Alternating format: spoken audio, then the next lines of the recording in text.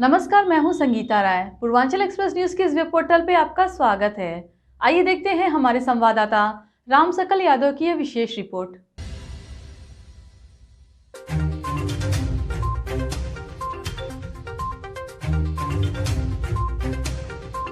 आजमगढ़ जिले में आम आदमी पार्टी की सभा की अनुमति नहीं मिलने से आक्रोशित राज्यसभा सांसद संजय सिंह ने केंद्र और प्रदेश सरकार पर जमकर हमला बोला।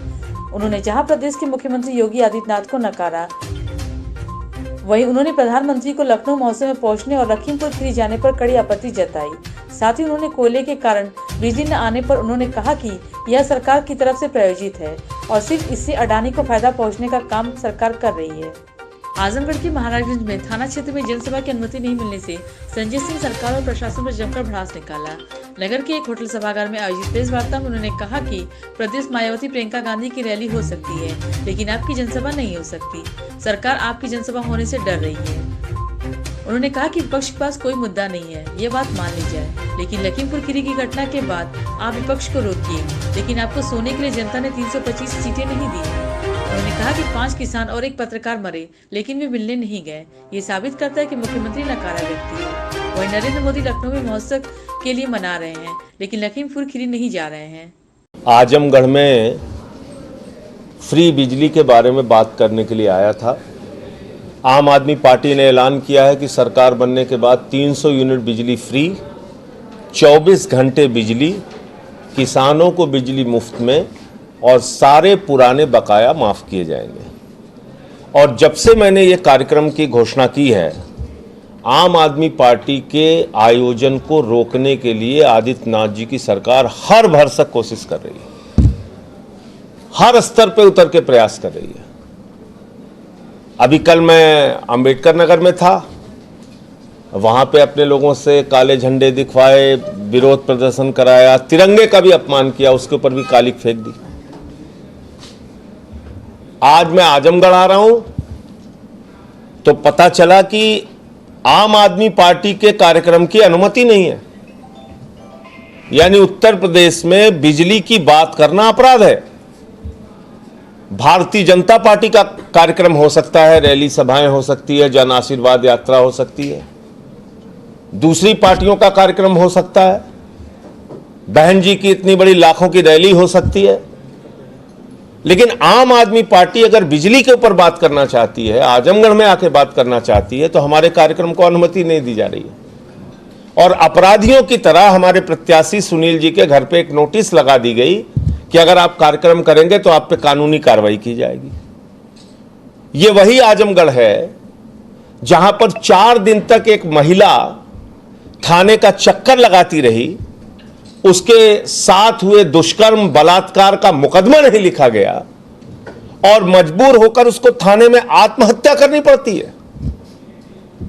हत्यारों को, बलात्कारियों को, अपराधियों को खुलेआम घूमने की छूट है, उस पर पुलिस कार्रवाई नहीं करेगी।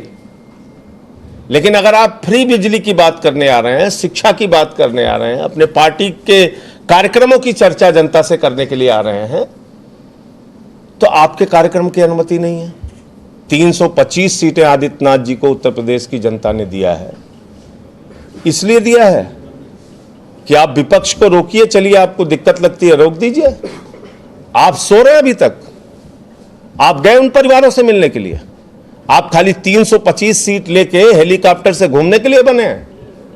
आप खाली लोक भवन में बैठ के आराम करने के लिए बने हैं? आपकी जिम्मेदारी नहीं है?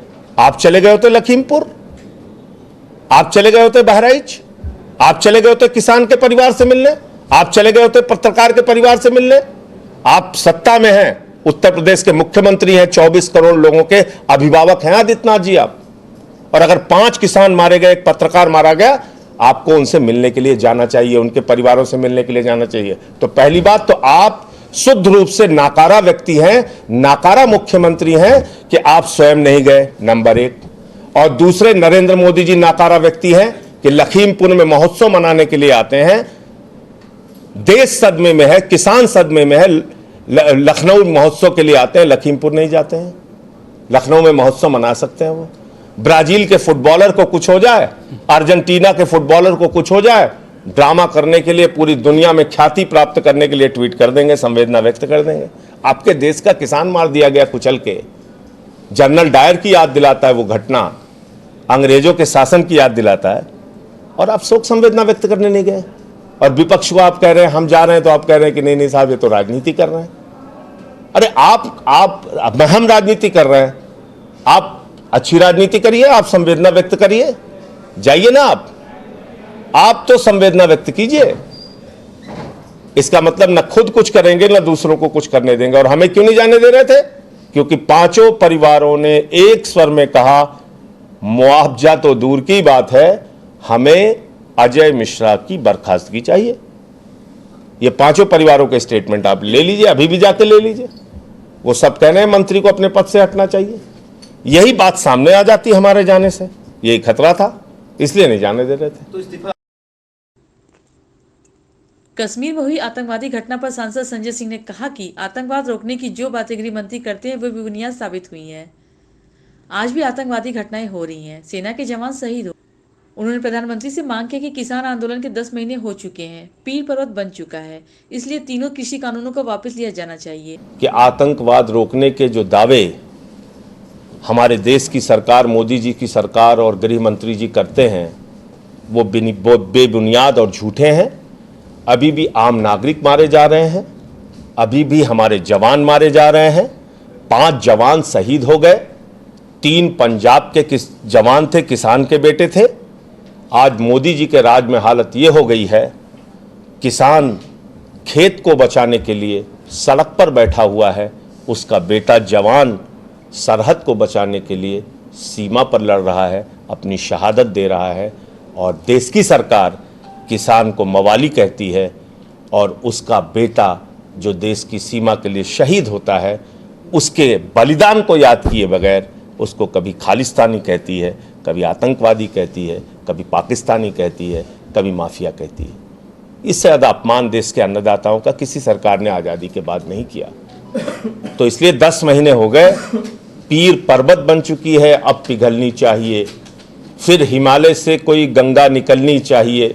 और सिर्फ हंगामा खड़ा करना मेरा मकसद नहीं, मेरी कोशिश है कि ये सूरत बदलनी चाहिए। तो इसलिए अब प्रधानमंत्री जी को जो किसानों की पीर पर्वत बन चुकी है, पहाड़ बन चुकी है, उसको समझते हुए ये तीनों काला कानून वापस लेना चाहिए। ये कानून देश में महंगाई, कालाबाजारी और जमाखोरी तीनों को बढ़ाएगा, क्योंकि आपने इसमें पूंजीपतियों को असीमित भंडारण की छूट दे दी है। सस्ते में गेहूं, सस्ते में धान, सस्ते में सब्जियां, सस्ते में गन्ने, सस्ते में किसान के उपज खरीदे जाएंगे, बड़े बड़े भंडारणों में रखे जाएंगे। जब बाजार में उन सामानों की कमी हो जाएगी तो महंगे दामों में बेचे जाएंगे। दूसरा, आपने कॉन्ट्रैक्ट फार्मिंग के जरिए किसानों की हजारों एकड़ की जमीन अधिग्रहित करने की छूट दे दी है पूंजीपतियों को। इससे आपने हिंदुस्तान में नई जमींदारी प्रथा की शुरुआत कर दी है। किसान से अधिग्रहित जमीन दोबारा उसको वापस मिलेगी या नहीं मिलेगी, या वो डीएम के दफ्तर में और न्यायालय में चक्कर काटता रहेगा, इस पे एक बड़ा सवाल है।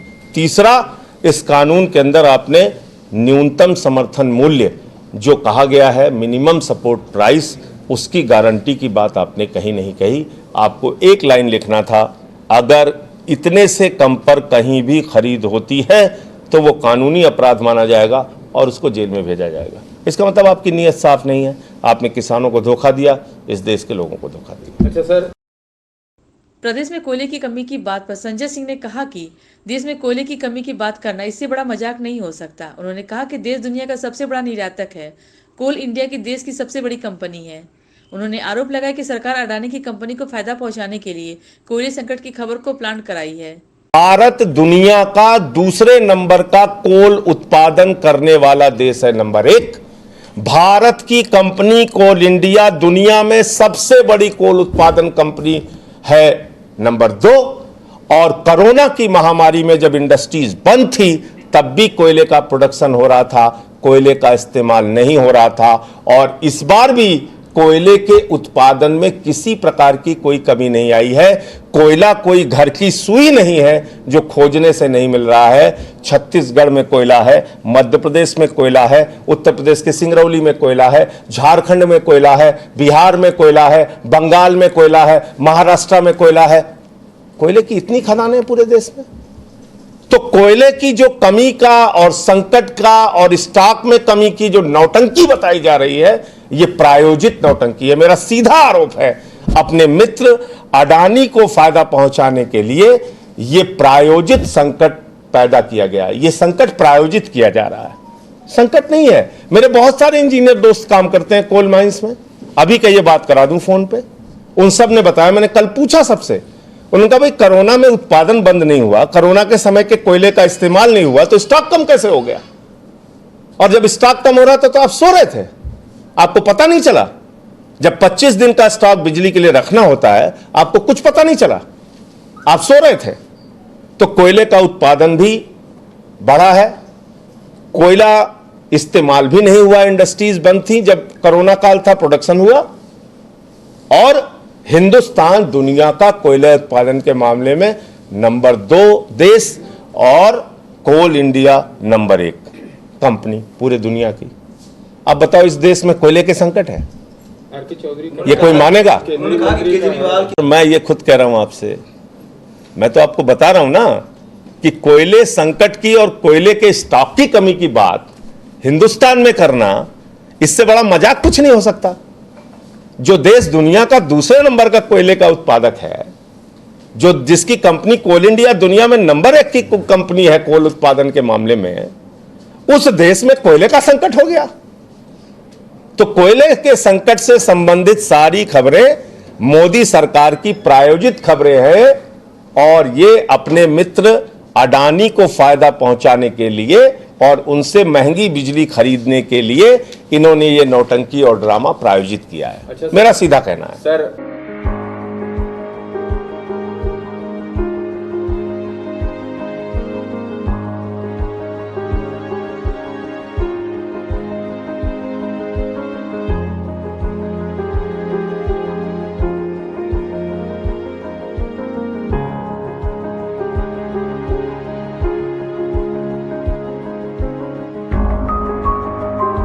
अगर आपको हमारी खबर पसंद आई हो तो हमारे चैनल को लाइक, सब्सक्राइब और शेयर जरूर करिए।